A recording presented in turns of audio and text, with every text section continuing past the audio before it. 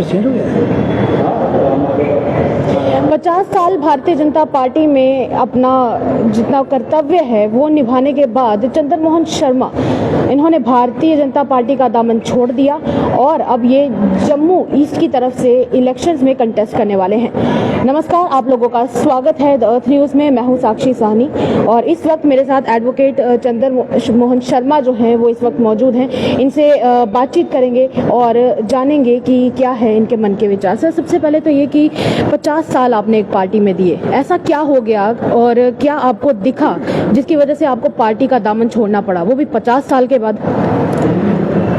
Party के साथ जब बचपन से चल रहे थे, कोई सिद्धांत था, कोई नीति थी, कोई हमारे विश्वास थे, उसको लेकर चले। और जब मैंने पार्टी में आया था, राजनीति में जब आया था, जनसंघ था तब, तो जनसंघ में 15 पैसे रेट बढ़ा था आटे का, इतना बड़ा आंदोलन किया। यानी मैं आपको बताना चाहता हूँ कि लोगों की समस्याओं के प्रति बड़ी संवेदनशील हमारी नेतृत्व रही। मैं पार्टी में उपाध्यक्ष रहा हूँ, महामंत्री रहा हूँ और मिलिटेंसी के दौरान बड़ा काम किया हमने। एक मिलिटेंसी के विचार को सिविल रेजिस्टेंस दी, हमारे लोगों की शहादत हुई और डोडा के लोग याद करते हैं कि जैसे ही कोई घटना होती थी मैं नेक्स्ट डे वहाँ पहुँचा होता था। सेल्फलेसली अपनी जान को रिस्क में डाल के भी हमने ये काम किया है। अब जो नेतृत्व है, मुझे लगा कि ये नेतृत्व जो है, जो लीडरशिप जो है हमारी है, ये पार्टी की कोर आइडियोलॉजी से ड्रिफ्ट कर गई है। ये नेतृत्व जो है, ये पार्टी को जो हमारी एक लाइन थी उससे ड्रेन हो गई है। ऐसा क्या हो गया कि आपको लगता है कि ये बिल्कुल चेंज हो गया, ड्रिफ्ट हो गई है? क्यों? हमारे जो लोगों की पर्सनल समस्याएं होती थी, जाति समस्याएं होती थी, छोटी समस्या होती थी, उसके प्रति हमेशा जागरूक रहते थे, उठाते थे। 10 साल में केंद्र में सरकार है, 10 साल में हम लोगों की smart meter, old age pension, ऐसी छोटी छोटी समस्या भी उठा नहीं सके, हम वो भी नहीं लेके गए। मैं बीच में रहा हूँ पार्टी के, अभी भी जो पार्टी की मैनेजमेंट कमेटी है उसमें लिटरेचर लिखने का जिम्मा मेरा ही लगा हुआ है।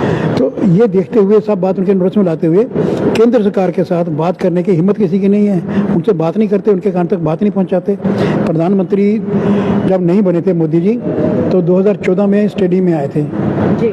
उस जनसभा में मैंने भी भाषण किया था। उन्होंने कहा था कि जम्मू कश्मीर में सबसे ज़्यादा जो लोगों की अनदेखी हुई है वो बैकवर्ड कम्युनिटी की हुई है और ये 370 की वजह से हुई है। पूरे देश में 27% रिप्रेजेंटेशन है, उनकी पॉलिटिकल रिप्रेजेंटेशन भी है और उनके बच्चों को स्कॉलरशिप भी मिलता है, लेकिन यहाँ नहीं मिलता था। अब आर्टिकल 370 हट गया है, अब क्यों नहीं मिल रहा है? ये बात मेरे नेता पार्टी के क्यों नहीं दिल्ली तक पहुँचाते हैं कि प्रधानमंत्री ने खुद कहा हुआ है।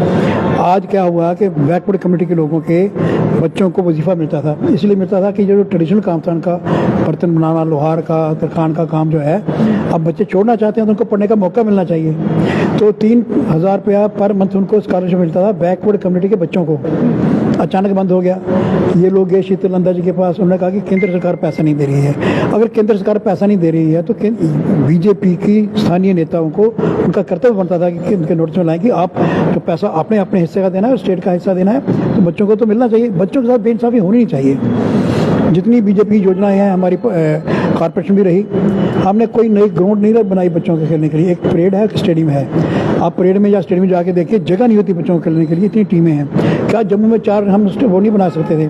स्मार्ट सिटी बन रही है, मैंने स्मार्ट सिटी वालों से बात की थी कि गांव से जो महिलाएं आती हैं यहाँ शॉपिंग करने के लिए या डॉक्टर को दिखाने के लिए, तो डॉक्टर कहता है 4 घंटे के बाद फिर आ जाइए। या अब मैं मजाक की बात ही कर रहा हूँ कि इसने सूट लिया दुपट्टे का रंग मिलाने के लिए, वो कहते हैं 4-5 घंटे के बाद आओ। ये 4-5 घंटे ये महिलाएं कहाँ बैठेंगी? बाथरूम के लिए लोग अपने घर में नहीं आते थे, आजकल कोई जगह नहीं बैठने की सुविधा। तो मैंने स्मार्ट सिटी वालों को कहा था कि 4 जगह ऐसे बनाइए, कम से कम केंद्र की महिलाओं को सुविधा केंद्र, बैठ सके छाँव में, पानी ठंडा पी सकें, बाथरूम वगैरह हो, अखबार टीवी वहाँ लगाओ। ये ऐसी बातें सुनता ही कोई नहीं है और मेरा नेतृत्व आगे ये बात करता नहीं। मैं उन तक पहुँचाता हूँ, वो आगे बात नहीं पहुँचाते हैं। तो उनका टाइम सारा बीत रहा है कलाकारी में, गीत गाओ, डांस करो और उसके अलावा मोदी के नशे में हैं। अब उनको यूपी की बात समझ आनी चाहिए थी कि लोग एक मोदी सेटिस्फाई नहीं है, बीजेपी को हर कदम पे मोदी देना पड़ेगा, उस लेवल का आदमी ला नहीं रहे। तो मतलब आपके कहने का मतलब है कि यहाँ पे जितने भी ग्राउंड पे जितने भी नेता हैं, लीडर्स हैं बीजेपी के, वो अपनी तरफ से कुछ नहीं कर रहे हैं और लोगों की जो बात आगे पहुँचानी चाहिए वो नहीं पहुँचा रहे हैं। जब कोई बात नहीं पहुँचाता, कुछ कमजोरी होती है उनकी आवाज़ में दम नहीं, ऐसी बात नहीं है। सेंट्रल लीडरशिप को बात समझानी, बड़े इंटेलिजेंट लोग हैं, उसके लिए कुछ तैयारी चाहिए और मॉरली अपराध चाहिए आदमी, हो नहीं पाता ऐसा। अब मैं आ रहा हूँ दूसरी बात पे, अभी जो चुनाव में इन्होंने मैंडेट बांटे हैं, आप भी सब जगह देख रहे हैं, आपको लगा है कोई गरीब, कोई वर्किंग क्लास का कोई आदमी किसी को भी कहीं मिला हो, मैंडेट मिला हो? सब लोग करोड़पति हैं। इसका कुछ अर्थ निकालना पड़ेगा, लोग निकालते हैं। इसके अलावा महिलाओं को किसी सीट नहीं दी, एक सीट दी हमने किश्तवाड़ में, वो भी एक शहीद परिवार की बच्ची है, उसको दी है, जो एक श्रद्धांजलि है, उसको छोड़ दीजिए। अदरवाइज कहीं किसी को नहीं दी। इसके अलावा बैकवर्ड कम्युनिटी 33% रिजर्वेशन की भी बात अगली बार से, लीगली अगली बार से होगा, लेकिन मॉरली तो हमें कभी कर लेना चाहिए ना। हम उसका कानून का तो इंतजार क्यों करें, पहले क्यों ना कर दें? 4-5 लेडीज होनी चाहिए कम से कम। हमारे बीजेपी में एक ही लेडी का ध्यान आता है, हर चीज़, हर सुविधा उन्हीं को देनी है, दूसरी पार्टी को किसी नहीं देनी।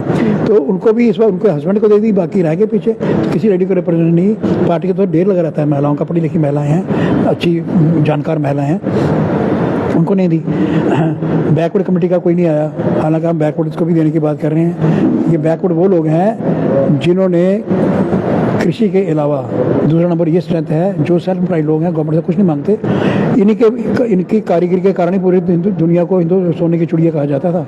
आज वो कहीं ना कहीं भारतीय जनता पार्टी ये भी कहती है कि हम तो सबको समान नजर से देखते हैं, दूसरी तरफ वो कहते हैं कि बेटी बचाओ बेटी पढ़ाओ, बेटियों को भी आगे नहीं किया, तीसरी तरफ कहा जाता है कि हम भ्रष्टाचार को मिटाएंगे। पर क्या आपको लगता है कि जिस तरह से आपने अभी क्लेम किया कि जितने भी करोड़पति हैं उनको रखा गया है, आगे लाया गया है, मैंडेट दिया गया है, तो आपको लगता है कि करप्शन भी हुई है? आवाज़ तो सब जगह से यही आ रही है। और 2-3 बंदे जिस दिन हमारी लिस्ट निकली थी, उससे एक दिन पहले ज्वाइन किया पार्टी। पुंछ के कैंडिडेट ने, अखनूर के कैंडिडेट ने एक दिन पहले ज्वाइन किया, अगले दिन को मैंडेट दे दिया। वो किस लेवल के लोग हैं, फाइनेंशियल उनकी हैसियत क्या आप समझ सकते हैं। तो एक दिन आने के बाद ही दूसरे दिन आप टिकट दे रहे हो, तो कोई वजह तो होगी उसकी। तो समाज के सभी वर्गों को ड्यू रिप्रेजेंट नहीं मिली है। मैंने इंटेंसिव टूर किया है कॉन्स्टिट्यूंसी का, लोगों की बर्निंग प्रॉब्लम है, स्मार्ट मीटर लोगों की बर्निंग प्रॉब्लम है, बिजली के बिल, पानी के बिल, और जो सबसे ज़्यादा है वो बुजुर्गों को पेंशन मिलती थी 1000 रुपया, और वो अपनी दवाई ले लेते थे। आज वो बंद कर दी गई है, 3 साल 4 साल बंद है। ये बात, ये संवेदना हमारे लोगों में क्यों नहीं है? Why we are not so sensitive to understand the pains of this people? हम क्यों नहीं बोल रहे? इसके लिए मेरा विरोध है उनके साथ। और जब मैंने टूर किया तो लोगों ने ये समस्या ली। और जैसे बैकवर्ड कम्युनिटी का बहुत बड़ा मसला है, यहाँ के बिजनेसमैन नाराज़ हैं। जम्मू का बिजनेस जो है वो जीरो चला गया नीचे। अब खुद चक्कर लगाइए, दुकानों में कोई नहीं बैठा हुआ, दुकान बैठे हुए हैं कि इंतजार में कि कोई आएगा। कल भी मैं गया था, पूरी दुकानें खाली, दोपहर कोई नहीं था वहाँ। शाम को कभी कोई आ जाता होगा। वजह ये हो गई, एक तो दरबार मुँह बंद हो गया यहाँ से, उसके कारण इकॉनमिक लॉस हो गया। अब अरमाला यात्री आए तो इन्होंने रमनाथ बाजार उखाड़ दिया, रेजिडेंस रोड उखाड़ दिया, कनकपुरी को पुरानी मंडी उखाड़ दी। लोग कैसे आएंगे? गाड़ी आ ही नहीं पाएगी इधर। उसके अलावा अब जो हमारी वैष्णो देवी यात्रा की गाड़ियाँ और ट्रेनें सीधी स्टेशन से चली जाती हैं, उनके लिए रीज़न कोई नहीं बनता जम्मू आने का। हमने तभी आरती इसलिए स्टार्ट की थी कि उसको उस लेवल पर ले जाएं, हरिद्वार लेवल पर, कि लोग आके शाम जम्मू उतारने की कोशिश करें। चलो, एक हमारा प्रयास जारी है। अब ट्रेन सीधी श्रीनगर जाएगी और 5-6 महीने के बाद फिर जम्मू का महत्व क्या रह जाएगा, मंदिरों वाले शहर का महत्व क्या रह जाएगा, हमारे डोगरों के शहर का महत्व क्या रह जाएगा, और यहाँ का बिजनेस कहाँ चला जाएगा ये कम्युनिटी। फिर यहाँ मैं आपके नोटिस लाना चाहता हूँ, यहाँ हमारे यहाँ पंडित पुजारी होते हैं। शहर में तो बड़ी अच्छी मंदिरों में ऑफरिंग्स आती हैं, चढ़तल आती है, तो उनका गुजारा होता है। दूर दराज जो मंदिर है वहाँ पुजारी बिठाए हुए हैं, 70-80 रुपये धर्मा ट्रस्ट वाले तनख्वाह देते हैं, 70-80। और कोई वहाँ चढ़ावा बड़ा काम किसी दिन पे होता होगा, कैसे वो मंदिर की रक्षा कर रहे हैं। और क्या होता है कि उनका, अगर मुझे बच्चे इस फील्ड में नहीं आ रहे ना, संस्कृत पढ़ रहे हैं। मैंने ये पिटीशन दायर की थी, जो कमीशन बता जस्टिस जी.डी. शर्मा कमीशन, उनके पास वो कमीशन दिल्ली गई। यहाँ से इन्होंने कहा कि ये ब्राह्मण कम्युनिटी है, इनको नहीं देना चाहिए, गरीब को देना चाहिए। अब मैंने अपील गवर्नर साहब को दी हुई है उसके कि इसको रिकन्सिडर किया जाए। तो सभी कम्युनिटीज़ जो हैं, कशपुरा की कम्युनिटी, जैसे मैंने बताया, बैकवर्ड कम्युनिटी, ये नाराज़ हैं। चलिए, ये तो आ गई जम्मू की बात और जम्मू के लोगों की बात। अब बात करेंगे आपकी। आप इस बार कहाँ से कंटेस्ट करने वाले? क्योंकि हमने सुना कि जम्मू ईस्ट से आप कर रहे हैं। जम्मू पूर्व क्षेत्र से होगा। तो इस वक्त आपकी तरफ से क्या क्या कोशिशें रहेंगी? क्योंकि आप अभी बिजनेस के बारे में बात कर रहे थे, आप टूरिज्म सेक्टर की बात कर रहे थे, आपकी तरफ से किन किन चीज़ों पे फोकस किया जाए? डिमांड मेरी होगी कि जम्मू सिटी को हेरिटेज सिटी डिक्लेयर किया जाए। यहाँ इतने सुंदर मंदिर हैं, हैं उनको टूरिज्म एंगल से प्रोजेक्ट किया जाए। यहाँ की टक्कियाँ, यहाँ के कराट जो भी पुराने ज़माने में थे, किसी को पता ही नहीं है कि महाराजा हरि सिंह की, महाराजाओं की पैलेस से 1 किलोमीटर अंदर जुलाहा का महल था। और जुलाहे थे, वो जुलाहे मुस्लिम थे और वहाँ वो जुलाहे का काम करते थे। ये सारी बेल्ट जो थी, ये सारी जो थी इंडस्ट्रियल बेल्ट थी, दारूगिरा मोहल्ला, ये सारा तो किसी को पता है। जब तक हम अपने हेरिटेज को प्रोजेक्ट नहीं करेंगे तो उसके लिए मैं प्रयास रहेगा। ये एक एंगल है कि जो हमें सेटबैक हो रही है बिजनेस में दरबार मूव के कारण, ये अगर हम इनको अपने हेरिटेज को प्रोटेक्ट करें, इसको एग्जिबिट करें, तो मुझे लगता है कि शायद यात्री आ जाए। एक प्रयास ये हो सकता है और मैं प्रयास करूँ। उसके अलावा बहुत बड़ा मेरा ख्वाब है, वो ये है कि जम्मू शहर में, ये मंदिरों शहर है, 6:45 बजे मान लो हम सब आरतियाँ एक टाइम करते हैं मंदिरों की, और सब दुकानदारों को, घर वालों को कहेंगे कि आप 6:45 बजे थाली और घंटी लेके, धूप लेके गली में सामने आ जाइए। पूरे शहर में आरती एक टाइम हो और जो हमारे मंदिर हैं उनके बाहर परमिसिबल माइक छोटे स्पीकर लगाए जाएँ, पूरे शहर में आरती गूंजे, खुशबू की और घंटियों की आवाज़ जब आएगी तो जम्मू में यात्री आके रहने की कोशिश करेगा और लगेगा मंदिरों शहर है। मेरा तो प्रयास ये भी है कि मंदिरों का एक ही कलर किया जाए, और जैसे जुलाहा का महल है तो गली के बाहर लिख ले इसमें कौन कौन सा महल है, कौन कौन सा मंदिर है, कौन कौन सी डायटी है और क्या क्या अनुष्ठान वहाँ हुए हैं और उनका क्या लाभ है। जैसे आपको पूरे देश में कृष्ण जी, राधा और रुक्मणी की कंबाइन मंदिर कोई नहीं मिलेगा। राधा कृष्ण के हैं, रुक्मणी साथ है, तो वो भी जम्मू में है। और दौजी महाराज का मंदिर है, यहाँ गिर रहा है मंदिर, वहाँ वही लोग जाते हैं जिनको काल सर्प योग। तो इन सब चीज़ों पर प्रचार करके हम कोशिश करेंगे कि जम्मू का महत्व बना रहे। बहुत बहुत शुक्रिया बातचीत करने के लिए। ये थे हमारे साथ एडवोकेट चंद्रमोहन शर्मा, जिन्होंने ये कहा है कि हम अपनी तरफ से जम्मू को प्रोजेक्ट करने की कोशिश जो है वो करेंगे। तब तक के लिए इस खबर को ज़्यादा से ज़्यादा शेयर कीजिएगा और मुझे दीजिएगा इजाज़त। सेवाराम के साथ साक्षी सानी की report, the earth news, Jammu.